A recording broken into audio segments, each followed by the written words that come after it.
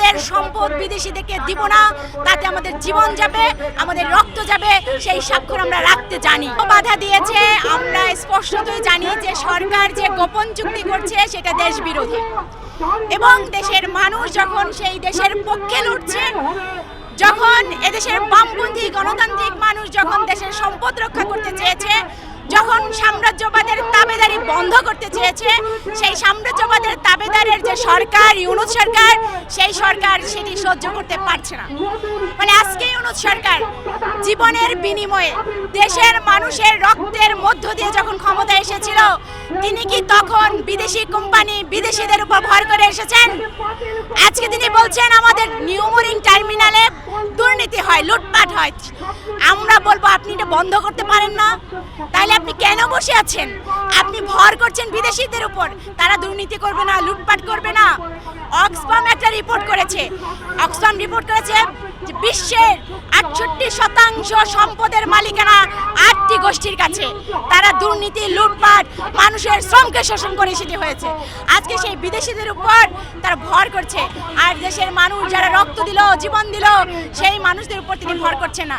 ফলে আজকে আমরা ন্যায্য দাবিতে সেই ইউনূস সরকারের কাছে আমরা যখন বন্দর ইজারার প্রতিবাদে যাচ্ছিলাম, স্বভাবতই ইউনূস সরকার যে পেটুয়া বাহিনী, পুলিশ অগণতান্ত্রিকভাবে একটি শান্তিপূর্ণ মিছিলে নির্মম হামলা চালিয়েছে, যা অত্যন্ত ন্যাক্কারজনক, এবং এই হামলাকারীদের আমরা বিচার দাবি করি। সরকারের পক্ষ থেকে তারা এই বিষয়গুলো নিয়ে জনগণের সাথে কোনো কথা বলতে চান না। যতগুলো চুক্তি হয়েছে সবগুলোই গোপন। কেন এই গোপনীয়তা? যখন আওয়ামী লীগ সরকার ক্ষমতায় ছিল, আদানির সাথে আমরা বারবার আন্দোলন করেছিলাম যে আমাদের যে কুইক রেন্টাল যে বিদ্যুৎ প্রকল্প, সেগুলো আদানির সাথে আমরা দেখেছি গোপন চুক্তি করেছিল। আমরা এই সরকারকে বলেছিলাম যে আপনারা ক্ষমতায় এসেছেন, আপনারা সেই গোপন চুক্তিগুলো উন্মোচিত করেন জনগণের সামনে।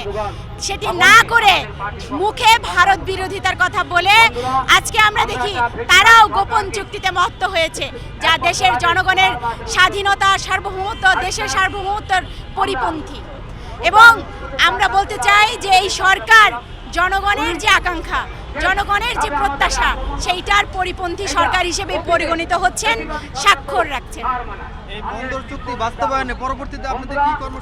আমরা আমাদের নেতৃবৃন্দ ইতিমধ্যেই বলেছে যে আজকে হাইকোর্টে মামলার শুনানি হবে, এবং সরকার যদি তার যে গোপন চুক্তি, যে অন্যায্য চুক্তি করছে বিভিন্ন বিদেশি কোম্পানির সাথে, সেগুলো থেকে সরে না আসে, তাহলে আমাদের নেতৃবৃন্দ পূর্বেই প্রেস ক্লাবে ঘোষণা করেছে যে আমরা হরতাল দিতে বাধ্য হব।